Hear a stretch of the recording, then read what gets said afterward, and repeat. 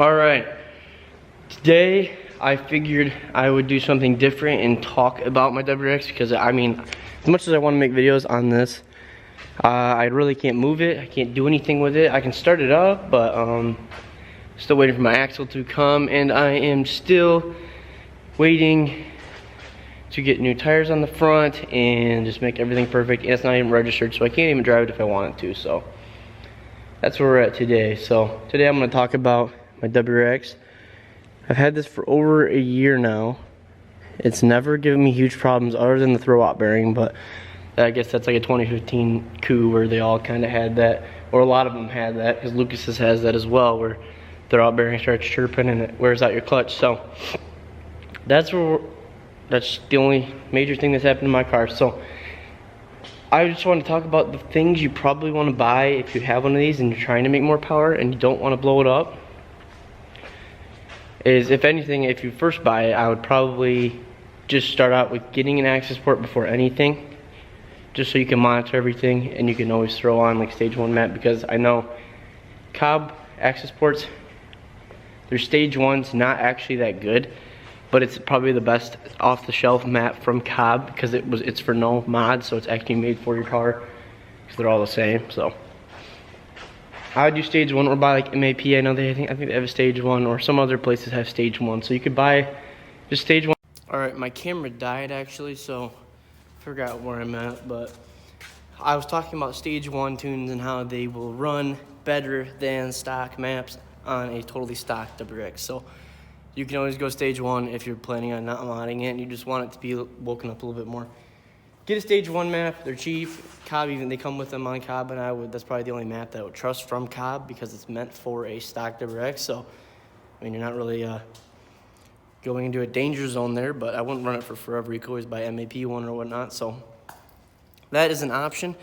And then I think after, because I filmed on my phone now, but I didn't save the last clip, so I think I talked about after that, if you want more power, go intake and full exhaust, meaning J-pipe or downpipe all the way back. So I actually have, or you could just do a muffler delete in the back, and then, I mean, that won't really make any more power, but it'll sound better.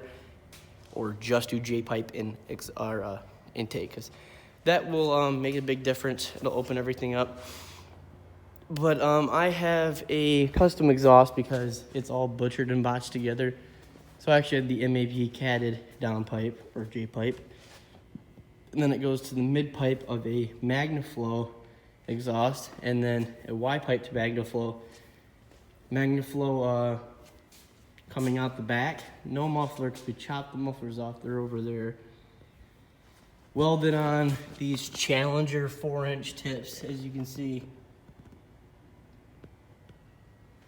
So I only have a cat that's like this big in my car, so it is a little droney. This is what used to be on it. Same setup, but with these MagnaFlow mufflers. So that's what was on there. And it's just too quiet. I like loud cars. My Cobalt's really loud. This is really loud. So that is a nice setup. I like my exhaust setup. So yeah, that, and then I have an MAP intake. I'll show you guys right now. I guess I'll just pretty much label this video the best safe, cheap mod. Start making power in your WRX. So I have AEM box. It has nothing to do with it, it's just a box. So, and then MAP intake. I know it's a little grimy, even though I cleaned it like 2 weeks ago. But that MAF extension they give you, mine connections are a little greasy. I've washed them, I've unplugged them and fixed them a million times. Sometimes driving through town, I have an E-Tune like that's been revised 3 times through boosted performance, so I actually have a pretty, it's not the best tune you can get because a dyno tune would be the best, or a street tune, but pretty much the closest, safest tune you can get if you aren't going to dyno. So I have that, but it'll sometimes run really lean. If I'm barely on throttle cruising through town, I'll go boom and run lean for a second, hit about right around 17, 18 AFR. So it kind of isn't good, but it's a split second thing. I don't know if it's because it has pop tune on it or what, but that is that. And so yeah, intake, G-pipe, exhaust, And then that is your stage 2. That you can run stage 2 on. That makes like 50, 75 horsepower over stock. So you're putting from like 220 wheel or whatever, 230 wheel, up to close to where it is to the cranks, like 270 wheel. So, but I know some places they've claimed 100 horsepower, like MAP. I know they think it's, not think, but I used to have an MAP stage 2 map for my just my intake and exhaust, because I ran my car with an intake and exhaust with no tune on it for almost half a year. So don't do that if you guys are like that. Don't be me. It doesn't mess your car up, but it probably will if you keep doing it. So make sure your car runs right. Get a real tune as soon as you can. Try not to run the Cobb off-the-shelf tune. It won't mess with your car, but it's not recommended. It'll just kind of not run as well. It won't be as fast as it can be. So get that, and then that's like the basic power mods that everyone does and everyone should do, because it really is safe. It's not really going to whack your stuff up. These motors are actually really good with that. So get that, and then if you want the best preventative maintenance and power mods that are going to help with longevity of your motor, I would get a air oil separator. I have the Perrin AOS. It is actually very well. I have never gone to school. I mean, I used to do oil changes for a dealership. I never was a mechanic or anything, so I don't know a lot about cars. But I did do this myself. I did everything in here myself. So, but this is a kit. It comes with everything. It doesn't really tell you how to do everything because it's hard to see everything because there's so many hoses. But it's definitely not an easy task. It took me all day to do this. So. But I was by myself, and it was 90 degrees out. But if you guys are doing this, take some time or have someone come over and help. So air oil separator, those are kind of expensive, but those are definitely worth it. It helps you stop burning oil. I never have oil in my intercooler anymore. And then I also, if you can see down there, I have the Perrin oil sump restrictor with all those clamps going to it. My air oil separator also goes to it because that's what that's meant for. So that's a $20 piece, and that paired, very good setup to get oil how it should be working. And so that is good preventative maintenance. And then I also have, it's hard to see, maybe able to see, but I have, you can't see it in there. Right past this rubber piece, I have a Subi Bros TGV deletes, and then back here I have 1320 EGR deletes. So I have the main, a lot of people do those, and I was kind of skeptic on doing those because it's kind of you get a check engine light and you need to have it tuned. But if you go through Boosted Performance, they can tune all your engine lights out. I don't have any engine lights. I never have. So if you do EGR, TGV, let them know. Boom, he has them out. No engine lights. And that will help with you have tumble generator flaps inside your intake manifold right under here. And that is what opens and closes under full throttle or whatnot. And that just restricts a little bit of breathing through there. So TGV deletes will open up a little bit. You're probably getting a little bit up top. So, which I did. I could definitely feel it opens up higher up. And then EGR, I heard it does horsepower gains, but you can't tell. It's just it's a emissions thing. So once you get that done, then pretty much you are totally, it's like bulletproofing or whatever you want to call it for diesel trucks getting or deleting it, the EGR deletes and stuff. It just helps it run better. So get those done. That will really help everything. And then I did buy a Revo 9 eBay intercooler that works wonders up top. A lot more power. You can definitely feel it. $220. So everything I've really bought is pretty much the budget you can get. I mean, that Perrin AOS is probably one of the more expensive. I know the IEG one's expensive, but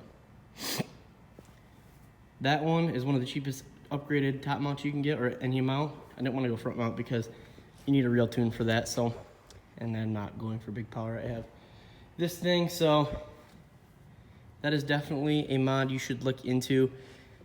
So preventative maintenance, everything there. Air oil separator, oil sump restrictor, TGV, EGR deletes. It'll help with carbon deposits. That's what EGR does. I forgot. If you delete it, it will stop or very well lessen the amount of carbon deposits. Forgot. I also have a AEM charge pipe right here that helps a little bit as well. Horsepower gains. It's not anything crazy. I did notice a little bit. And you do not need a tune for this. I would get one, but you don't need one. And I have the recirculation kit for my Boomba blow-off valve up here. It goes back down, it goes back down to the bottom of the turbo. It's just a lot of hoses and not a lot of room, so that's why I tell people that it's not easy to work on this side. Because I did my spark plugs the other day, and that side was hard to do with all those like lines running. So, and that too, you should do spark plugs every 50, or it depends if you guys are tuned. If you guys are stock, I do it every 50K probably, maybe, or whatever the owner's manual says. But if you guys are tuned, I don't know, every 20,000 miles or whatnot. That was my first time ever doing it. And it seems like it actually needs another tune because it's running different with new spark plugs. I put them on trying to fix the AFR problem, but now, I mean, it's smoother. It does feel better, but it just feels like it needs a tune for them, you know what I mean? So that's that with the mods. I really don't have anything else. But my MAP tune, I guess it would be a stage 2 plus tune, because I'm more than just stage 2. But I don't really like talking in stages. I just think it's easier to talk in stages, but it just has everything everyone does their WRX on it, so that's pretty much where I'm at. And then wheels, I have wheels, but it is winter, so I'm on the stockies. I mean, car's faster on stock wheels because these are 18 by 9.5. What you call it?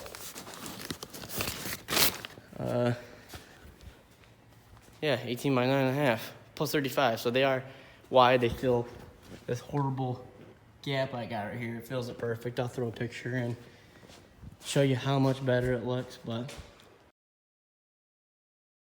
And then I just have, I know I broke the curse of being the WRX owner. Now I have STI wing on it, but as much hate as it gets, these cars literally are meant to have them on there, and it looks way better. So I don't really care about the hate that's there.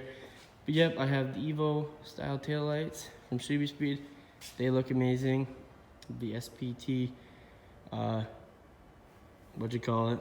A little trunk cover. I got the cheap eBay taillight, cheap eBay tow hook, functional, and then all the fake STI aesthetics you could put on the damn thing. But it looks good. I'm happy with it.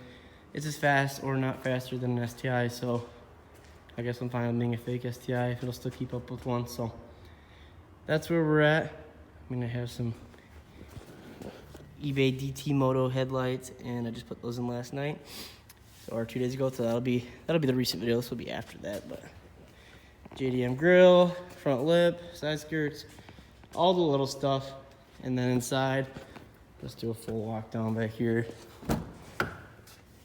I have one of the cheapest carbon fiber wheels you could possibly buy. And then I have Builtworks shift knob, Boss radio. I have a 12-inch Rockville poopy Amazon sub in the back, but it works really well. And tint, and then kicker speakers all the way around, upgraded that I did. And then rain guards. So that is my full entire rundown and what you should do and how you should do it and what level you should do it in. And then there's always the people that want that more power. I said that wrong. That want more power. They want the top before they bend the rods. They want right there at that breaking point, which is like 350, 400-ish, probably right around 380, is going E85 with like a front mount.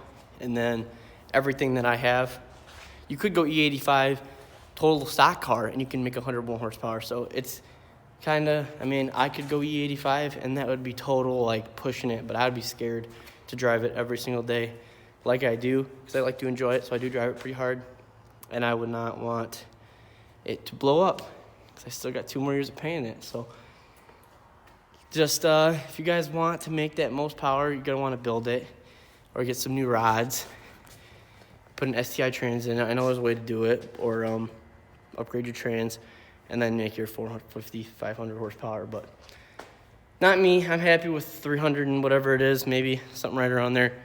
So I will end it here. I've been talking for 12 minutes straight, so thank you guys for watching. I hope you guys enjoyed. Gave you a little input on what I did and what you can do. I know there's lots of videos on there, but I figured I could do my perspective and get a video out. So, and you guys that are here for only subscribe for watching my Cobalt videos, I will be posting very soon, getting an axle for it, that will be a video that I'm gonna buy some. I don't know if I might buy Toyo Proxies or something. I don't know.